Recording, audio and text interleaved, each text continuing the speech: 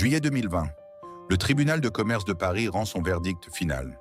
Dans les vastes zones commerciales de banlieue à travers la France, les rideaux métalliques de centaines de magasins géants s'abaissent pour la dernière fois. Des milliers de salariés, souvent des femmes y ayant passé 20 ans de leur vie, quittent les entrepôts en larmes, laissant derrière elles des rayons désespérément vides et des cartons invendus. Ce n'était pas n'importe quelle enseigne, c'était la Halle. À son apogée, cet empire de la périphérie comptait plus de 1000 magasins, générait des milliards d'euros de chiffre d'affaires et habillait des générations entières de familles françaises. C'était le rendez-vous incontournable du samedi après-midi, avec ses allées bondées, ses chariots remplis de chaussures abordables et ses enfants courant entre les portants colorés. 4 décennies plus tard, cette époque dorée s'est évaporée. Les immenses parkings sont déserts, balayés par le vent. Les façades familières sont démantelées et le nom qui incarnait le pouvoir d'achat populaire n'est plus qu'une ombre rachetée, amputée de sa splendeur d'antan. Comment le leader incontesté de la mode à petit prix, soutenu par un conglomérat milliardaire, a-t-il pu s'effondrer sous le poids de sa propre ambition? L'explication ne se résume pas seulement à la pandémie mondiale ou à la montée impitoyable du e-commerce. C'est l'histoire tragique d'une trahison d'ADN, d'une illusion parisienne et de montages financiers toxiques qui ont siphonné la vitalité d'un géant. De sa naissance en 1981 à sa lente agonie financière, voici comment une icône des classes moyennes françaises a été sacrifiée sur l'autel de la rentabilité à court terme, prouvant que même les empires les plus intimes peuvent disparaître lorsqu'ils oublient pour qui ils ont été créés. Pour comprendre comment l'empire de la Halle s'est bâti, il faut d'abord rembobiner l'histoire et retourner dans la France du tout début des années 1980. Le pays sort définitivement de l'euphorie des Trente Glorieuses et traverse une mutation urbaine et sociétale profonde. Les centres-villes, autrefois cœur battant exclusifs du commerce avec leurs petites boutiques traditionnelles, commencent à perdre leur monopole face à un modèle pensé pour l'automobile. Les familles françaises, en particulier les classes moyennes et ouvrières, s'installent massivement en périphérie, dans des zones pavillonnaires offrant plus d'espace. Avec cet exode urbain, un nouveau paysage prend forme, la zone commerciale périurbaine. C'est l'ère des immenses ronds-points, des gigantesques parkings goudronnés et de l'essor fulgurant de la grande distribution. Les hypermarchés redessinent la façon dont la France consomme.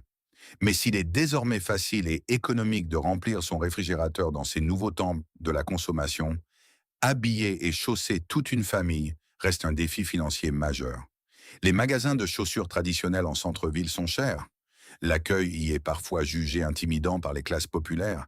Et l'expérience n'est pas du tout adaptée aux familles avec de jeunes enfants. C'est dans ce vide criant, à l'ombre des hypermarchés qui fleurissent en bordure des rocades, qu'une révolution silencieuse va s'opérer. En 1981, le groupe André, un acteur historique et respecté de la chaussure en France, perçoit cette fracture sociale et spatiale. Ses dirigeants ont une intuition géniale, bien qu'esthétiquement austère, transposer le modèle du discount et du libre-service, déjà appliqué à l'alimentaire, au secteur complexe de la chaussure. Ainsi naît la Halle aux chaussures. Le concept est d'une simplicité radicale et rompt totalement avec les codes du commerce de détail de l'époque. Fini les vendeurs en costume, les boîtes précieusement cachées dans les arrière-boutiques et l'obligation de demander l'autorisation pour essayer une pointure. La Halle ouvre de vastes hangars en tôle, posés sur le bitume à la périphérie des villes. L'aménagement intérieur est purement fonctionnel, presque spartiate.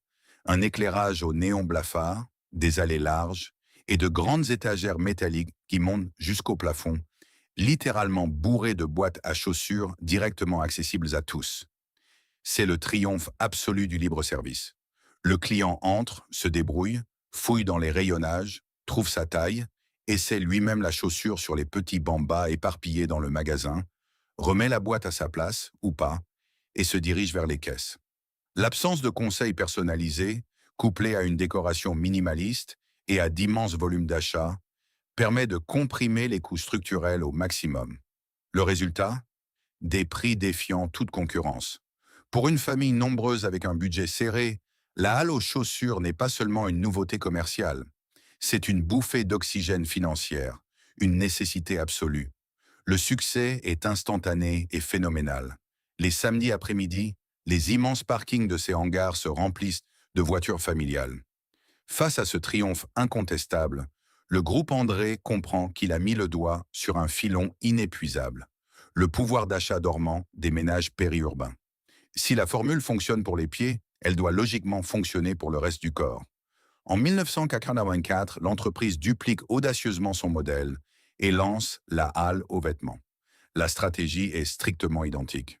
De vastes surfaces de vente dénudées de tout artifice, des portants chargés de t-shirts, de pantalons, de robes et de manteaux à des prix imbattables. La halle démocratise une mode basique, accessible pour tous. Les enfants grandissent vite. Ils déchirent leurs pantalons dans les cours de récréation. Peu importe, la halle est là pour les rhabiller de la tête aux pieds sans ruiner les parents. L'enseigne devient très vite le partenaire indispensable de la rentrée scolaire en France. Plus qu'un simple réseau de magasins discount, la halle s'impose comme une institution sociologique pour une vaste partie de la population française. Elle s'inscrit profondément dans l'ADN des classes moyennes. L'expérience d'achat n'a, certes, rien de glamour ni de sophistiqué. Elle est bruyante, toujours marquée par l'odeur très caractéristique de caoutchouc et de cuir synthétique qui flotte dans l'air tiède des magasins. C'est le bruit métallique des chariots, les annonces parfois grésillantes au micro, annonçant des promotions de dernière minute, et les enfants qui jouent à cache-cache entre les portants de manteaux d'hiver. Mais c'est une expérience fondamentalement honnête. La halle ne prétend pas être une boutique parisienne de haute couture. Elle fait une promesse claire et la tient avec rigueur. Offrir des produits essentiels, d'une qualité acceptable pour le quotidien, au prix le plus bas possible. À travers cette approche pragmatique, l'enseigne tisse un lien de confiance profond, presque intime, avec ses clients. Elle donne de la dignité et du pouvoir d'achat à ceux qui se sentent exclus des vitrines huppées des grands boulevards. Dans cette France des années 80, la halle est invincible. Elle est le reflet d'une société de consommation de masse qui s'équipe, qui vit en banlieue et qui roule vers les zones commerciales avec la certitude réconfortante de faire une bonne affaire. Ce fondement extrêmement solide, basé sur l'utilité pure et le lien social de proximité, va propulser le groupe vers des sommets vertigineux. Mais c'est aussi cet ADN très précis, si parfaitement adapté à sa clientèle originelle, qui rendra les trahisons futures et l'effondrement d'autant plus tragiques. Les années 1990 marquent le début d'une décennie d'hégémonie absolue pour la halle. Le modèle économique, testé et validé au cours de la décennie précédente, tourne désormais à plein régime et avec une efficacité redoutable. Sous l'égide du puissant groupe André, qui se rebaptisera Vivart en 2001 pour marquer sa transition d'un simple chausseur à un géant multimarque de l'équipement de la personne, l'enseigne entame une phase d'expansion territoriale d'une agressivité sans précédent. Le mot d'ordre dans les sièges parisiens du groupe est clair: mailler l'intégralité du territoire français. Aucune zone commerciale, aucun bassin d'emploi périurbain de plus de quelques dizaines de milliers d'habitants ne doit échapper à la présence de ces grands hangars rectangulaires. La stratégie de déploiement est quasi industrielle. Les ouvertures de magasins s'enchaînent à un rythme effréné. Là où les petits commerçants indépendants des centres-villes historiques ferment leurs portes les uns après les autres, étranglés par la baisse de fréquentation et des loyers toujours plus élevés, la halle érige de nouvelles cathédrales de tôle sur les ronds-points des routes départementales. L'entreprise maîtrise parfaitement son outil de production et sa chaîne logistique. En achetant des volumes colossaux directement aux usines de fabrication, de plus en plus délocalisées en Asie pour réduire la masse salariale, elle écrase les coûts d'approvisionnement. Cette puissance d'achat inégalée lui permet de maintenir des prix de vente au détail extrêmement bas, tout en dégageant des marges brutes très confortables pour la maison mère. Au tournant des années 2000, les chiffres donnent le vertige. L'Empire franchit le cap symbolique et monumental des 1000 magasins à travers la France. Ce chiffre n'est pas qu'une statistique sur un rapport annuel. Il représente une présence physique écrasante. Près d'une commune française sur 30 possède sa propre halle aux chaussures ou sa halle aux vêtements. Souvent, les deux enseignes sœurs sont positionnées côte à côte, partageant le même immense parking pour maximiser le flux de clients et s'approprier la totalité du budget habillement des foyers. L'enseigne devient le leader incontesté de la distribution de chaussures en France, écrasant la concurrence par sa seule force de frappe géographique. Le chiffre d'affaires cumulé se compte désormais en milliards d'euros. Des dizaines de milliers d'employés, majoritairement des femmes travaillant à temps partiel et habitant souvent les quartiers environnants, assurent la gestion quotidienne de ces vastes surfaces. Dès l'aube, elles déchargent les immenses camions de livraison, remplissent inlassablement les kilomètres d'étagères métalliques, bipent les codes barres à un rythme frénétique et encaissent des flots continus d'articles. La Halle n'est plus seulement une entreprise prospère, elle est devenue un pilier systémique du commerce de détail français, une formidable machine à cash qui semble indestructible. Au-delà de la puissance financière et logistique éclatante, le véritable triomphe de la Halle durant son âge d'or réside dans son ancrage émotionnel et sociologique. Pour des millions de foyers français, la marque a transcendé son statut d'enseigne discount pour devenir une composante familière et réconfortante de la vie de famille. L'expédition à la Halle, le samedi après-midi, est un rituel national immuable.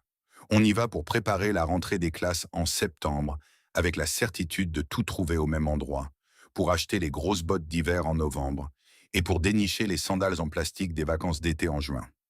L'intérieur des magasins, malgré son esthétique crue et industrielle assumée, est un espace où la clientèle populaire se sent légitime et chez elle. L'absence de vendeurs oppressants cherchant à placer le produit le plus cher est perçue comme une véritable liberté de consommer. Les mères de famille peuvent passer des heures à comparer les étiquettes de prix, à plier les semelles pour vérifier leur souplesse, à empiler des dizaines de boîtes dans de grands chariots grillagés, semblables à ceux des supermarchés.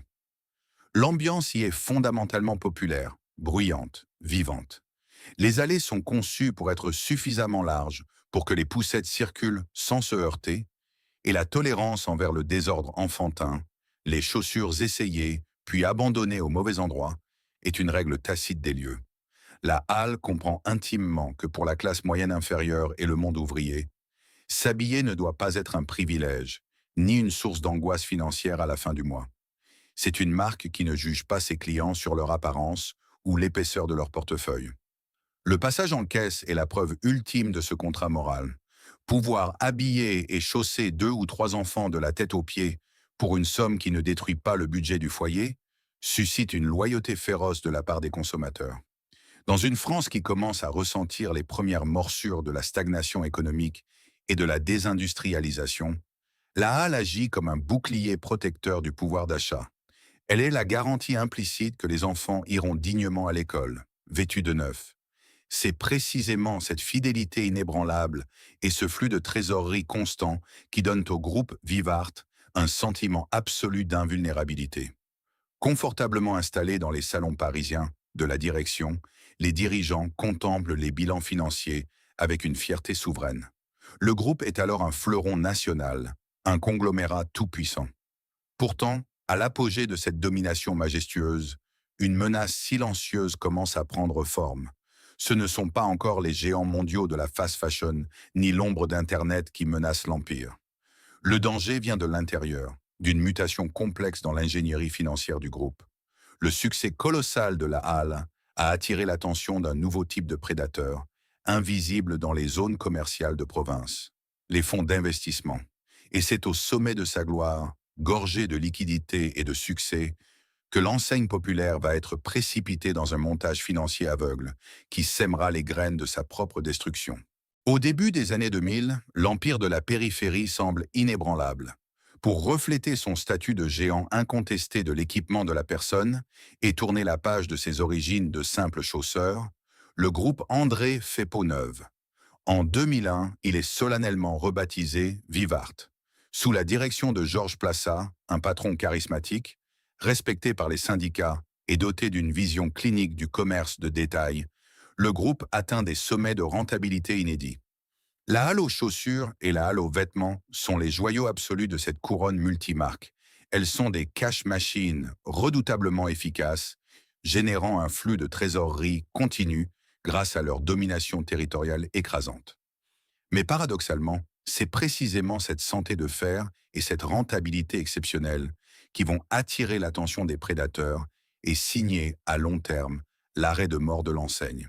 Dans les bureaux feutrés et les gratte-ciel de la haute finance parisienne et londonienne, Loin, très loin de l'agitation des zones commerciales de province, Vivart devient une cible de choix. Le groupe est pris dans les filets d'un mécanisme financier redoutable, souvent fatal pour les entreprises traditionnelles. Le LBO, ou Leveraged Buyout, rachat par effet de levier. Pour comprendre la tragédie intime de la halle, il est crucial de comprendre ce poison invisible qui s'est instillé dans ses veines. Le principe du LBO est d'une logique financière implacable, mais d'une violence industrielle inouïe. Il consiste pour un fonds d'investissement à racheter une entreprise florissante en apportant un minimum de fonds propres et en empruntant la quasi-totalité de la somme nécessaire aux banques. La perversité du système réside dans le remboursement. Cette dette colossale contractée pour le rachat n'est pas remboursée par le fonds d'investissement lui-même, mais par l'entreprise rachetée. C'est comme si vous achetiez une maison en forçant les locataires à payer non seulement leur loyer habituel, mais aussi l'intégralité de votre crédit immobilier, le tout à des taux d'intérêt exorbitants. En 2004, Vivart subit son premier LBO sous l'égide du fonds français PAI Partners. La mécanique fonctionne encore. Les profits faramineux de la halle suffisent à éponger les traites de la dette, tout en maintenant un semblant d'investissement. Mais l'avidité des marchés n'a pas de limite. En 2007, à la veille même de l'explosion de la crise financière mondiale des subprimes, le fonds britannique Charterhouse rachète Vivart lors d'un second LBO aux proportions totalement vertigineuses. La transaction valorise le groupe à 3,4 milliards d'euros. Du jour au lendemain, Vivart se retrouve lesté d'une dette abyssale, toxique, dépassant les 3 milliards d'euros. La halle, qui était jusqu'alors seule maîtresse de son destin industriel et commercial, vient d'être enchaînée à un boulet de plomb de plusieurs milliards. Le changement de paradigme est immédiat et mortifère pour les milliers de magasins répartis sur le territoire français.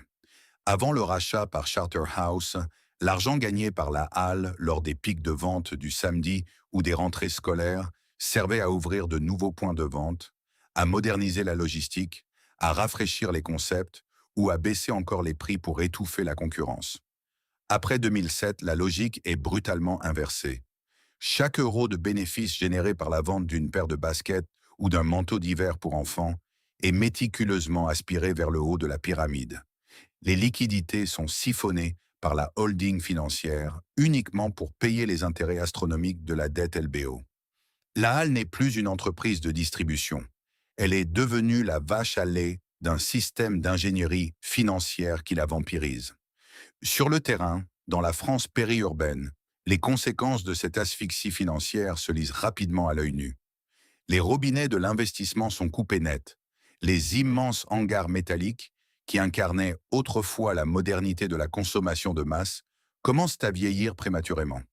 Les directeurs de magasins se voient refuser les budgets les plus basiques, la peinture s'écaille sur les façades vieillissantes, les néons grésillent sans être remplacés, les moquettes se trouent, les systèmes de chauffage tombent en panne l'hiver sans être réparés. L'expérience client, déjà basique, devient lugubre. Le concept architectural, qui faisait sens dans les années 80 et 90, bascule soudainement dans la ringardise face à des consommateurs dont les standards ont évolué.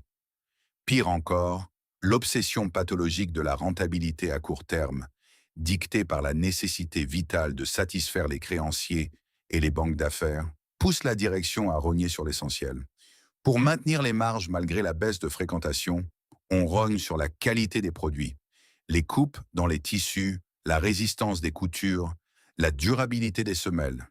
Tout se dégrade subtilement. Parallèlement, une pression implacable est exercée sur les effectifs. On gèle les embauches, on ne remplace plus les départs, on multiplie les contrats précaires. Le personnel historique, ces femmes qui connaissent les rayons par cœur et ont bâti le succès de l'enseigne, se retrouvent essorés, sommés de faire toujours plus avec des moyens dérisoires.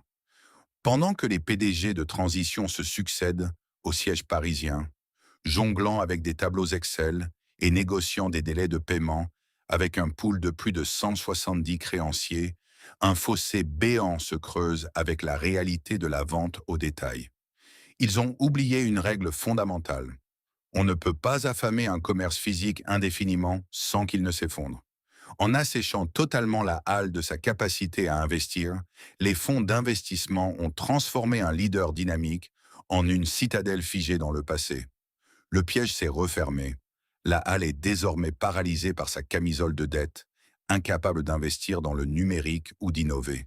Et c'est précisément à ce moment de vulnérabilité absolue qu'un raz-de-marée sans précédent s'apprête à balayer le marché de l'habillement.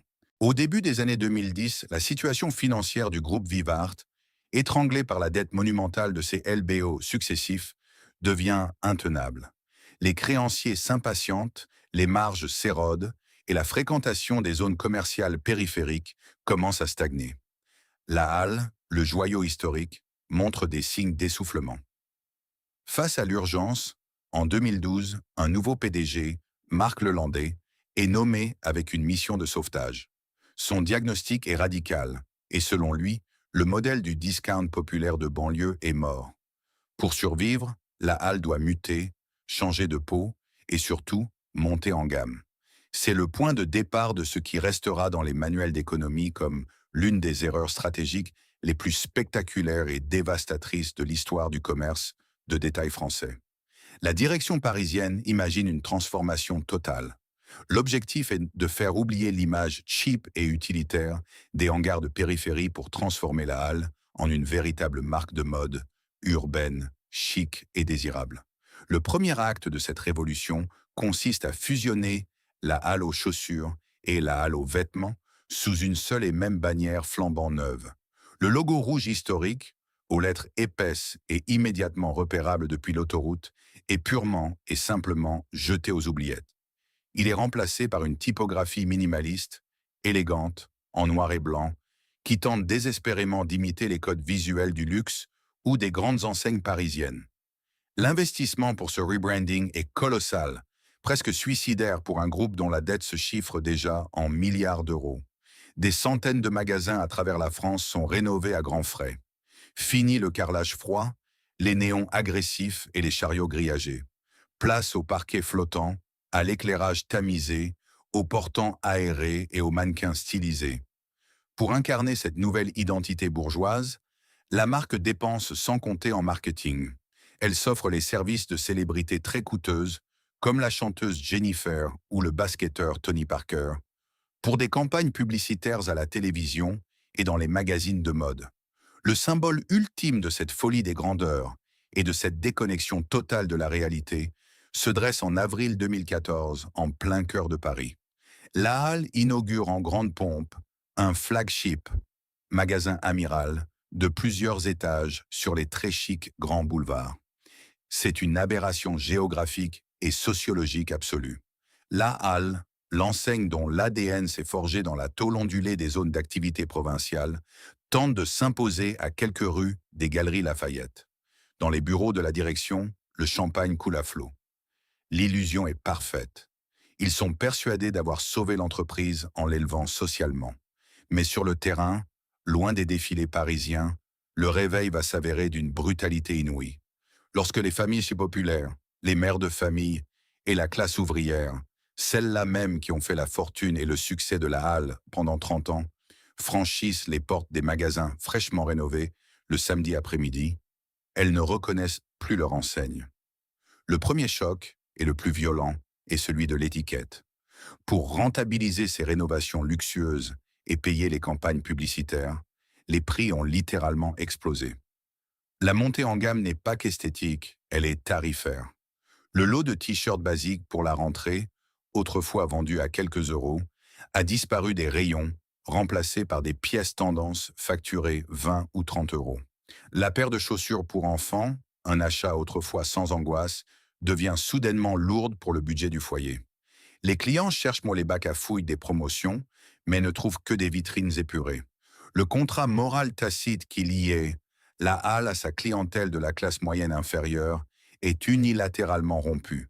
L'enseigne qui protégeait leur pouvoir d'achat semble soudainement les juger indignes de sa nouvelle image. Les clients historiques se sentent trahis, méprisés, chassés de chez eux. Et la sanction est immédiate. Ils tournent les talons. Le désastre financier est double. Non seulement la Halle fait fuir sa base de clients fidèles, mais elle échoue lamentablement à attirer la nouvelle clientèle qu'elle convoitait tant. Les jeunes urbains branchés et les classes moyennes supérieures ne sont pas dupes du nouveau vernis. Pour eux, la halle reste et restera toujours une marque de zone industrielle. Pourquoi irait-il payer le prix fort chez la halle alors que des géants mondiaux comme Zara maîtrisent parfaitement les codes du prêt-à-porter chic à prix abordable? La halle se retrouve prise dans un no man's land commercial mortel, devenu trop cher pour les pauvres et toujours pas assez chic pour les riches. Pendant que la halle s'égare dans ses illusions parisiennes, un vide immense se crée dans le secteur du discount en périphérie. Ce vide est immédiatement comblé par des concurrents beaucoup plus agiles et surtout beaucoup plus fidèles à leur ADN. Des enseignes françaises comme Kiabi, qui clament fièrement la mode à petit prix, ou de nouveaux acteurs irlandais comme Primark, s'engouffrent dans la brèche, aspirant la totalité de la clientèle déçue de la halle.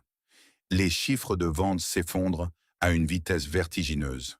Les vêtements de la nouvelle collection s'entassent par millions dans les entrepôts sans trouver d'acheteurs. Le navire amiral des grands boulevards, désert, devient un gouffre financier qui sera fermé peu de temps après. En l'espace de 2 ou 3 ans, cette stratégie hors sol a non seulement brûlé la précieuse trésorerie que les LBO avaient en épargnée, mais elle a réussi l'impensable, détruire l'identité profonde de la marque. Le piège de la dette l'avait affaibli, mais la montée en gamme vient de lui porter un coup fatal. Alors que la halle panse les plaies d'une montée en gamme désastreuse et tente, tant bien que mal, de renouer avec ses prix historiques, le paysage commercial français subit une mutation sismique. Nous sommes au milieu des années 2010. Les zones commerciales de périphérie, autrefois le royaume incontesté de la halle, deviennent le théâtre d'une guerre d'une violence inédite. Une nouvelle génération de prédateurs de la distribution a traversé les frontières, armée de modèles logistiques redoutables et d'une agressivité tarifaire sans précédent. C'est l'invasion de la fast fashion mondiale et des méga-discounters. Le coup le plus rude vient d'Irlande avec le débarquement de Primark sur le sol français fin 2013. L'enseigne redéfinit totalement les standards de la consommation populaire. Primark ne se contente pas de vendre à bas prix. L'enseigne propose une mode jetable, ultra tendance, renouvelée à un rythme frénétique dans d'immenses surfaces de vente lumineuses et théâtralisées. Les adolescents et les jeunes mères de famille, autrefois cœur de cible de la halle, s'y pressent par milliers, formant des files d'attente gigantesques dès les premiers jours d'ouverture. Face à des t-shirts à 3 € et des jeans à 10 €, qui collent parfaitement aux tendances d'Instagram, les rayons de la halle paraissent soudainement d'un ennui mortel et, paradoxalement, encore trop chers. Parallèlement, d'autres acteurs renforcent leur emprise. L'enseigne française Kiabi, qui n'a jamais dévié de son slogan « La mode à petit prix » et qui a su moderniser son image sans trahir son ADN populaire, capte massivement les familles fuyant la halle. Dans le même temps, des discounters non alimentaires comme Action ou Giphy transforment l'expérience d'achat à bas prix en une chasse au trésor addictive, s'accaparant le budget achat d'impulsion des ménages modestes du week-end. La halle se retrouve prise en étau. Autrefois pionnière, elle est désormais encerclée sur ses propres terres par des concurrents beaucoup plus agiles. Pour riposter face à cette armada, il faudrait repenser intégralement le modèle de sourcing, accélérer la rotation des collections, rénover intelligemment le parc de magasins pour le rendre attractif et déployer des campagnes de communication massives. Mais le drame de la halle, orchestré dans les années précédentes, refait surface avec une cruauté absolue. Les caisses sont désespérément vides. Chaque euro qui devrait être investi dans la modernisation de l'outil de travail est toujours impitoyablement siphonné par la maison mère, le groupe Vivart, pour rembourser les intérêts colossaux de la dette des LBO. L'enseigne est comme un navire de guerre dont on aurait coupé les moteurs en pleine tempête. Elle ne peut que regarder, impuissante, ses parts de marché s'éroder mois après mois, engloutie par une concurrence qui, elle, dispose de moyens illimités. Comme si le pilonnage physique dans les zones commerciales ne suffisait pas, un second tsunami, invisible celui-là, s'abat sur le modèle de la halle. la révolution numérique. Pendant des décennies, l'avantage compétitif majeur de la halle résidait dans son omniprésence géographique. Avec plus de 1000 magasins, il y avait toujours une halle à moins de 20 minutes de route. Mais avec l'explosion de l'e-commerce, la proximité géographique ne signifie plus rien. Le plus grand magasin du monde tient désormais dans la poche de chaque consommateur via son smartphone. Des plateformes spécialisées comme Sarenza, Spartoo ou Zalando ringardisent instantanément le concept de la halle aux chaussures. Pourquoi se déplacer le samedi après-midi dans un hangar de périphérie, au choix finalement limité, quand on peut commander depuis son canapé parmi des dizaines de milliers de références, avec la livraison et les retours gratuits? Face à cette déferlante, la réponse digitale de la halle est d'une lenteur affligeante. Enchaîné par sa dette, le groupe Vivart n'a pas les moyens d'investir les centaines de millions d'euros nécessaires pour bâtir une infrastructure logistique et informatique capable de rivaliser avec les géants du web. Le site internet de l'enseigne est poussif, l'expérience omnicanal, le fameux click and collect, balbutie, et la présence sur les réseaux sociaux manque cruellement de pertinence. Mais le coup de grâce à l'économie de l'habillement populaire en France viendra d'une application lituanienne qui va totalement bouleverser la psychologie de la consommation. Vinted. Au cours de la seconde moitié de la décennie, le marché de la seconde main explose en France. Pour les familles modestes, celles pour qui la halle représentait autrefois l'unique moyen d'habiller les enfants dignement pour la rentrée scolaire, Vinted agit comme une révélation. Pourquoi payer 20 € pour un pull neuf de qualité moyenne chez la halle, alors qu'on peut trouver le même pull, voire un article de marque supérieure, pour 4 ou 5 € d'occasion sur l'application? Vinted ne vole pas seulement des vendeurs à la halle, elle lui vole sa raison d'être originelle. Protéger le pouvoir d'achat. L'acte d'achat malin, économique et décomplexé ne se fait plus dans les allées éclairées au néon de la zone commerciale, il se fait en scrollant sur un écran. À l'aube des années 2020, la situation est devenue critique. Le modèle d'affaires, jadis une mécanique de précision générant des milliards, est totalement fracturé. L'enseigne est usée par les crises de direction successives, dépossédée de sa clientèle historique, asphyxiée par la finance et dépassée par la technologie. La halle n'est plus qu'un géant aux pieds d'argile, luttant pour sa survie dans un monde qui ne l'attend plus. Il suffirait d'un choc macroéconomique imprévisible pour que l'édifice, déjà chancelant, ne s'effondre définitivement. Ce choc, d'une brutalité mondiale, ne va pas tarder à frapper. À la fin des années 2010, l'heure n'est plus à la conquête, ni même à la montée en gamme, mais à la survie pure et simple. Le groupe Vivart, autrefois fleuron incontesté du commerce de détail français, n'est plus qu'un colosse exsangue, maintenu artificiellement en vie par des perfusions financières et des renégociations de dettes incessantes avec ses créanciers. La halle, qui représentait la majorité du chiffre d'affaires du groupe, est devenue le cœur malade d'un organisme en phase terminale. Pour tenter de sauver la halle et éponger une dette qui refuse de disparaître, la direction de Vivart prend des décisions radicales. Sous la houlette de Patrick Puy, un spécialiste des restructurations d'entreprises en difficulté surnommé le nettoyeur, le groupe entame un démantèlement spectaculaire. C'est une véritable vente à la découpe. Pour sauver le navire amiral, on sacrifie tous les autres enfants de la famille. Des marques historiques, qui ont habillé des générations de Français, sont bradées les unes après les autres. Koukaï, Naf Naf, Chevignon, Patogas et même André, le chausseur centenaire qui avait donné son nom originel au groupe, sont vendus à des fonds de retournement ou à des concurrents étrangers. C'est une tragédie industrielle qui se joue à huis clos dans les tribunaux de commerce et les cabinets d'avocats parisiens. Vivart, le prédateur des années 90 qui rachetait tout sur son passage, est devenu la proie de ses propres erreurs. Pendant ce temps, sur le terrain, les employés de la halle vivent un véritable calvaire psychologique. Les plans de sauvegarde de l'emploi, PSE, s'enchaînent. Des dizaines de magasins, jugés insuffisamment rentables, voient leurs rideaux métalliques se baisser définitivement. Les salariés, souvent des femmes ayant une quinzaine d'années d'ancienneté, viennent travailler la boule au ventre, scrutant les journaux économiques pour savoir si leur magasin figurera sur la prochaine liste des fermetures. Le climat social est délétère, marqué par des grèves désespérées et des manifestations sur les ronds-points de banlieue. Le contrat de confiance entre la direction et le terrain est définitivement rompu. En 2019, après avoir vendu presque tous ses autres actifs, Vivart espère avoir enfin stabilisé la halle. L'entreprise a été restructurée, la voilure a été réduite et la direction prie pour que les ventes se maintiennent suffisamment pour payer les salaires et les intérêts restants de la dette. Mais l'histoire du commerce est cruelle. Elle ne pardonne ni les retards technologiques ni la fragilité financière.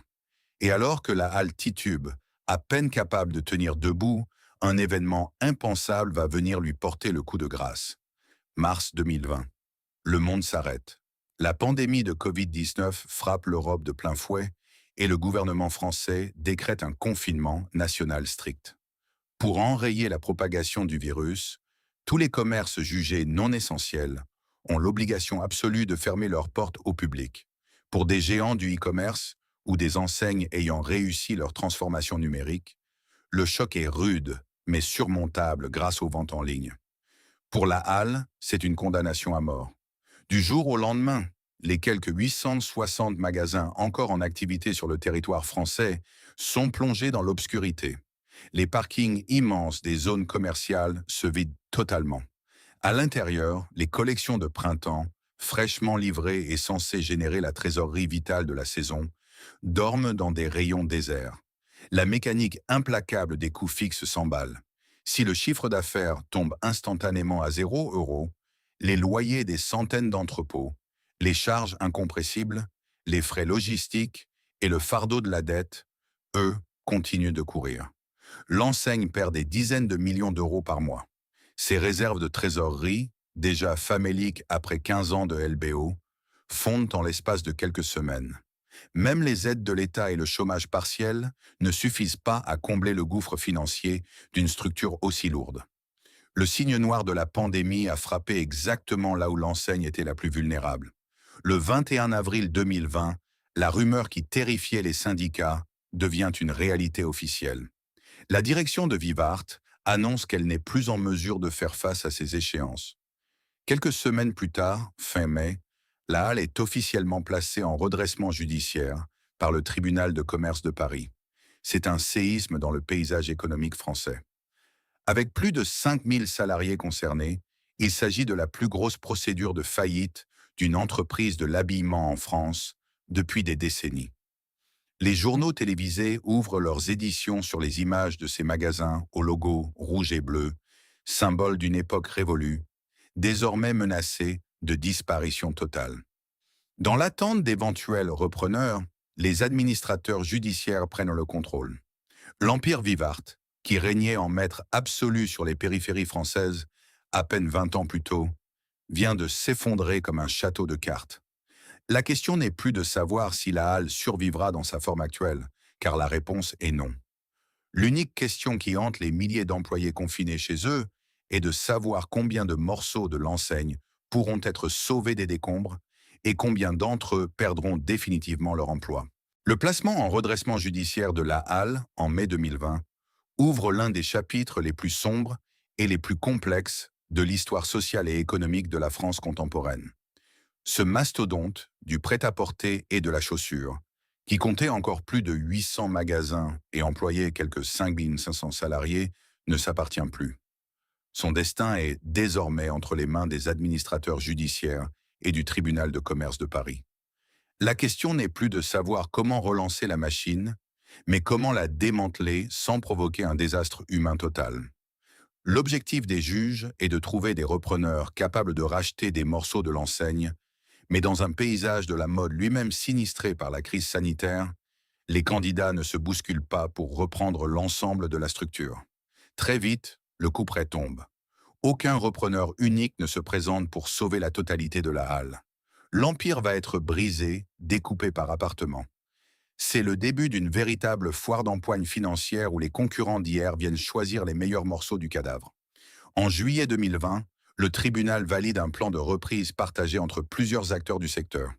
Le groupe Beaumanoir, propriétaire d'enseignes bien connues des centres-villes comme Cache-Cache, Bréal et Bonobo, remporte la mise principale en reprenant la branche vêtements. Le groupe Malouin rachète 366 magasins et s'engage à maintenir environ 2500 emplois.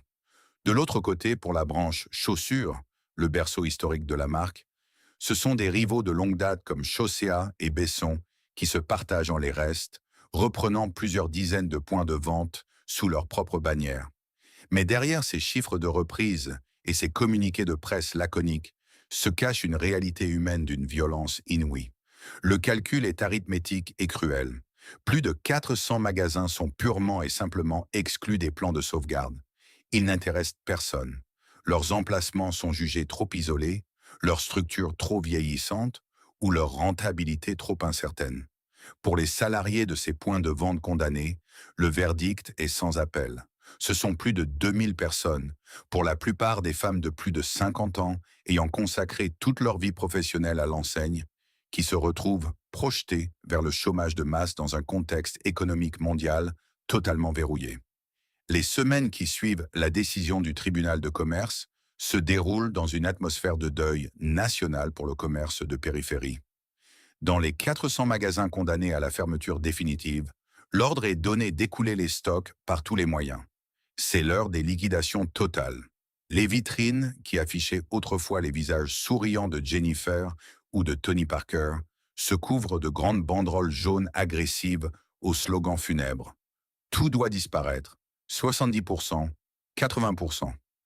L'expérience d'achat dans ces allées bascule dans le tragique.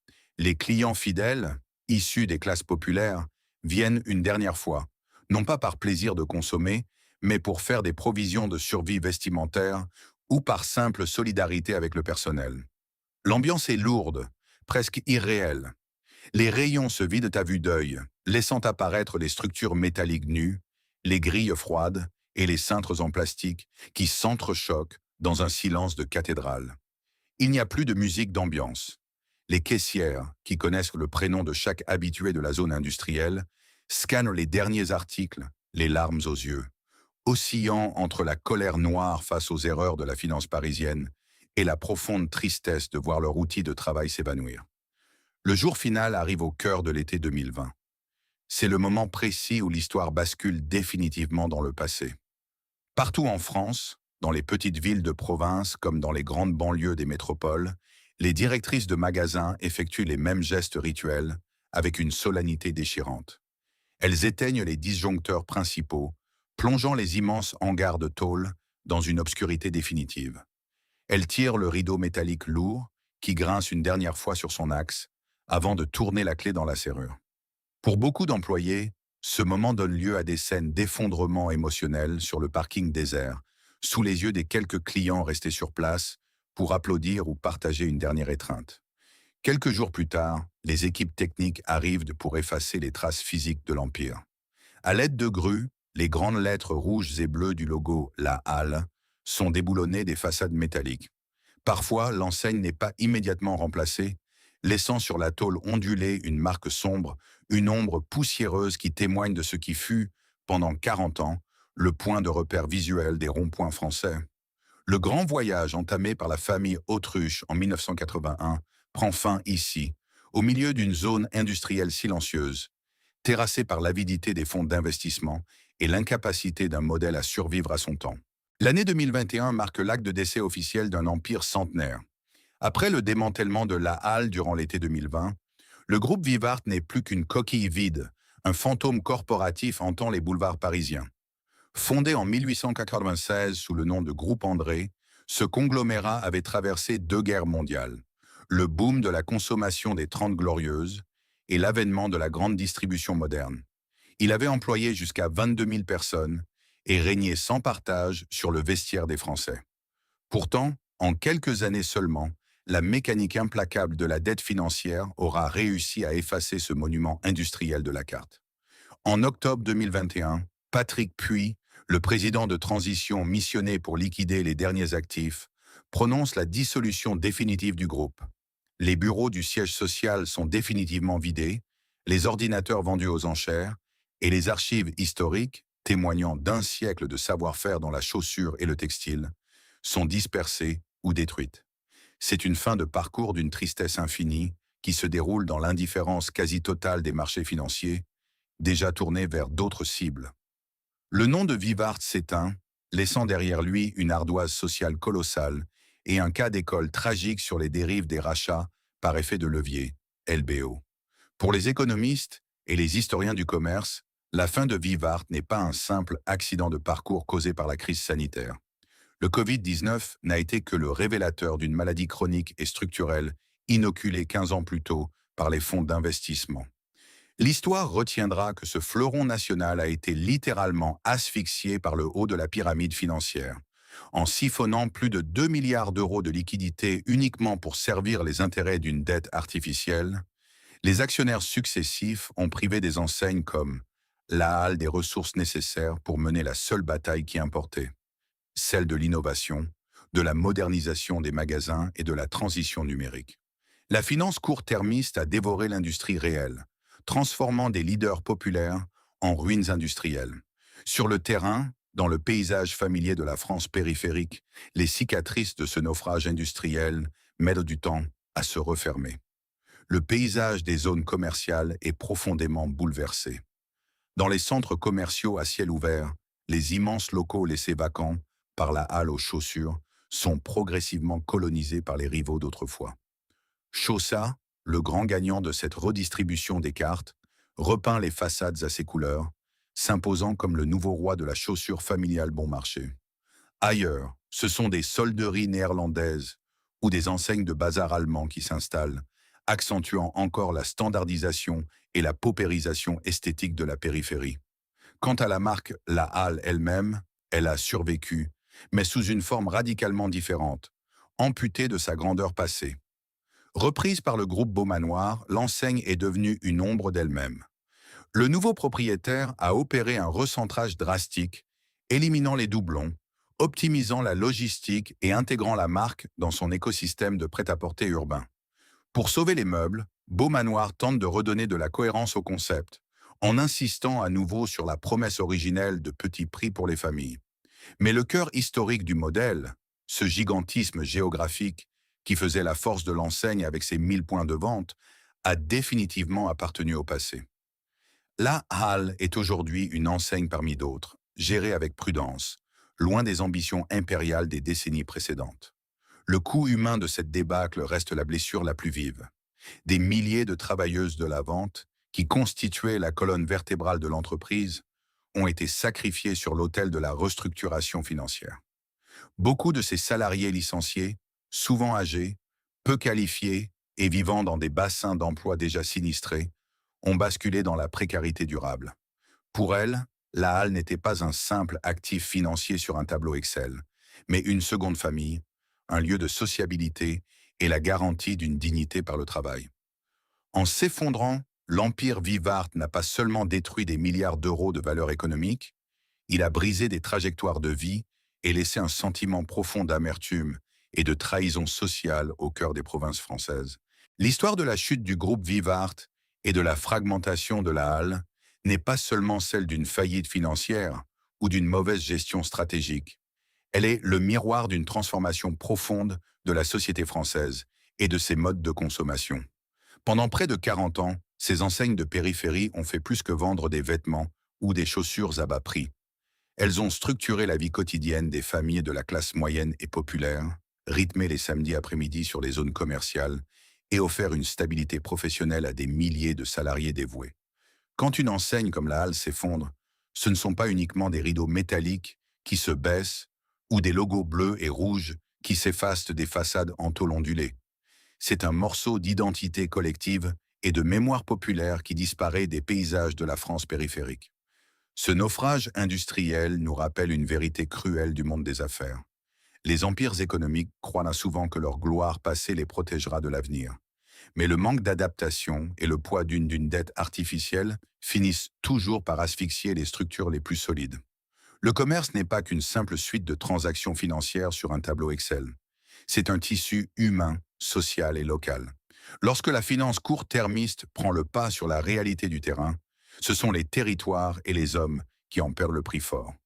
Aujourd'hui, alors que les zones commerciales continuent de se transformer, les silhouettes des anciens magasins, la halle reste les témoins silencieux d'une époque révolue, celle de l'âge d'or de la périphérie. Si ce documentaire sur l'histoire secrète du commerce français vous a captivé, n'hésitez pas à vous abonner pour ne pas manquer nos prochaines enquêtes. Partagez vos propres souvenirs de shopping à la halle dans les commentaires et contribuez à faire vivre cette mémoire collective.